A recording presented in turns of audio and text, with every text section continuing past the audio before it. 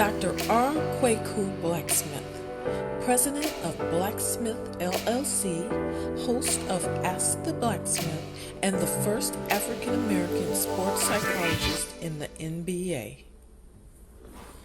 Hello, I'm Dr. R. KWEKU Smith, and I'd like to pose to you the answer to a question that was brought to me. And the question was, why is it that some people would not attack their own dreams, their own goals? And it's perplexing, but yet it's quite easy to understand. It's difficult to overcome, but possible to overcome. So let's get right into it. The number one reason why some people want to attack their own goals and their own dreams is because guess what? Seeds have been planted.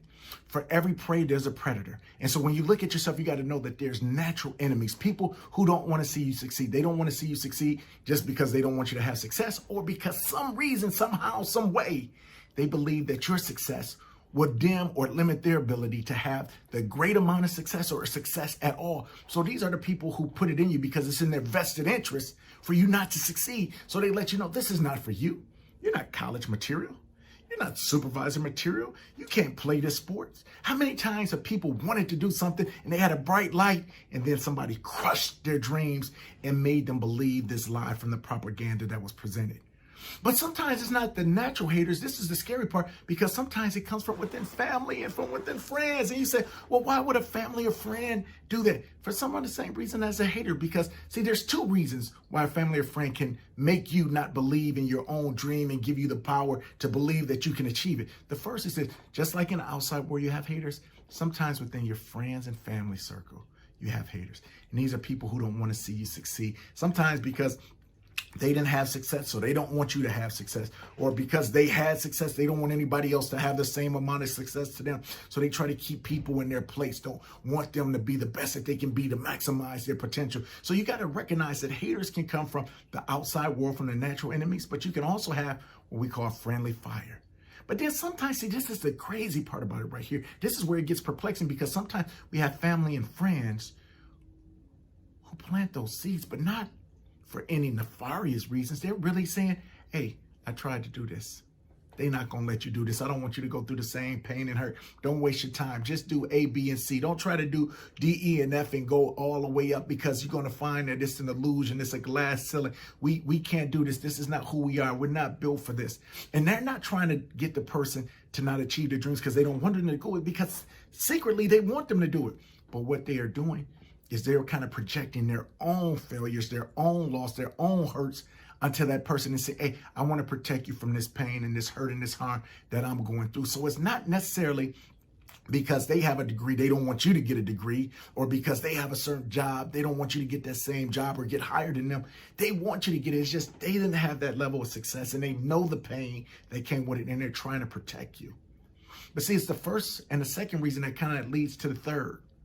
And the third reason why people don't attack their own dreams is because, guess what? Sometimes we self-sabotage.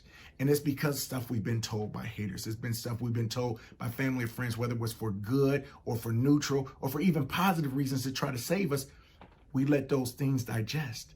But sometimes we have people telling us we can believe in our dreams, but for some reason we don't believe in us the way other people believe in us. They say, hey, go do that, apply for that. Yes, you can do that. You're more than capable enough. You're more than skilled enough. You have all of the tools. But yet we self-sabotage, say, no, that's not for me.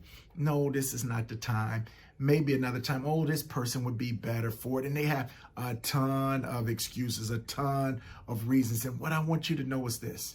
This is the beautiful thing. So it doesn't matter whether it's the haters, whether it's family and friends who do it for nefarious reasons, or do it for seemingly good reasons, just with the negative consequence, or whether we self-sabotage ourselves. We can overcome it. And how do we overcome it? Sometimes by seeing it, because when we see other people do it, guess what? I can do it because maybe there was a person above you who kind of had the same mentality, but yet they took that leap of faith. And why will people take a leap of faith sometimes? Unfortunately, sometimes it's because of extreme tragedy or because of great triumph. Tragedy is somebody was lost, the person who believed in you or the person who hated in you the most. And because of that death, that person is gone, or because that person no more longer is there, they become a motivation that you didn't have before. Sometimes it's a triumph. You enter a new circle with people who do believe in themselves. You enter a relationship, and not necessarily a romantic, but a friendship with somebody who believes in you. And some of the negative doubts you have, they help to flip the script, and you believe in it, and you see success, and you do it. But sometimes the cognitive shift, the paradigm shift comes because you see it from other people, or you hear something that you haven't heard, and it changes your mind completely. But the whole thing is this. This is what I want you all to remember, my friends, my family. A dream is in the mind of the believer, but it's in the hands of the doer. You're never given the ability to dream a dream unless you're given the power to achieve that dream. So what that's saying is if your mind can believe it, then you can achieve it. You know why?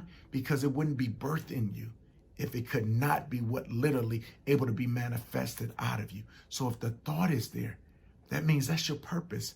The question is, do you have the dedication? Do you have the discipline? Do you have the determination? There's going to be people to stop you. So guess what? Obstacle is a part of the way. But the question is, do you have the resolve? Do you have the resilience? Do you have that internal grit to say, you know what? I'm going to make it, or I'm going to die trying. And so when we start talking about attacking those dreams, the whole thing is this.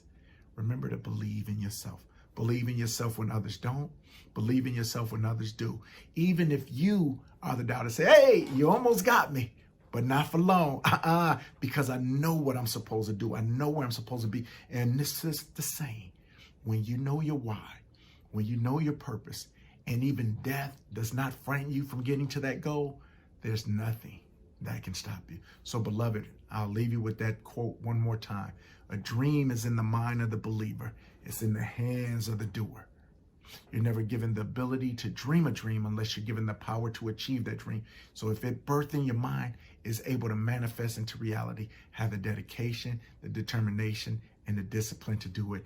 And you might even surprise yourself, but along the way, help some other unbeliever believe in their dream that's ready to be birthed out of them.